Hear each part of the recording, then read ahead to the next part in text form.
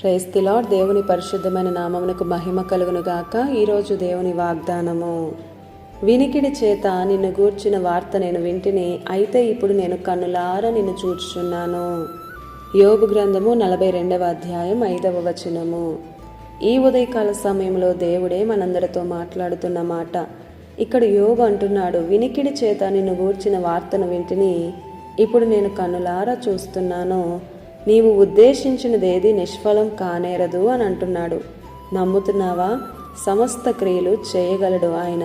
దేవుని ప్రేమ, ఆయన గొప్పతనం, ఆయన జ్ఞానం మీరు తెలుసుకున్నప్పుడు మనకి కలిగేది ఏంటంటే మన మీద మనకి అసహ్యం.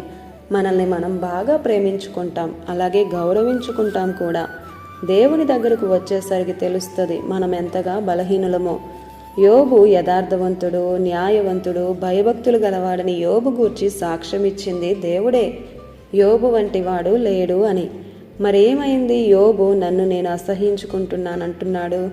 మరి మన సంగతి ఏంటి? ప్రియ సంగమా, 5 రొట్టెలు 2 చేపలు గొప్ప అద్భుతం చేశాడు. చేపలు ఎక్కువగా వాడతాం. 2 దోణెల నిండా చేపలు ఇచ్చాడు పేతుడికి. రాత్రంతా ప్రయాసపడిన ఒక్క చేప పడలే. అయినను ఈ మాట చొప్పున అని అన్నాడు.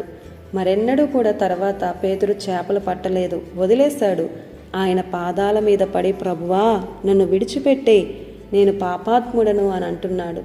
దేవునికి దగ్గర అయినప్పుడు, దేవుని సన్నిధిని అనుభవించినప్పుడు ఆ ప్రేమ నీకు అర్థమవుతుంది మనం ఎంత నీచులమో అని. ఇతరులతో పోల్చుకోకండి.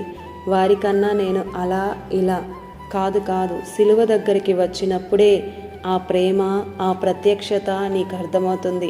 77 ప్రశ్నల తర్వాత యోబుకు తెలిసింది ఏంటంటే, నీవు సమస్తము చేయగలవు, నీవు ఉద్దేశించినది జరుగును అని నేను తెలుసుకున్నాను.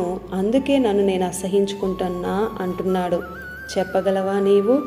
నా ఎడల మీరు కనపరిచిన నీ ప్రేమ ముందు, వెల్లడి చేసినటువంటి ఆ ప్రేమ ముందు, శత్రువును ప్రేమించిన ఆ ప్రేమ ముందు నా మీద నాకే అసహించుకుంటున్నా అని యోబు అంటున్నాడు.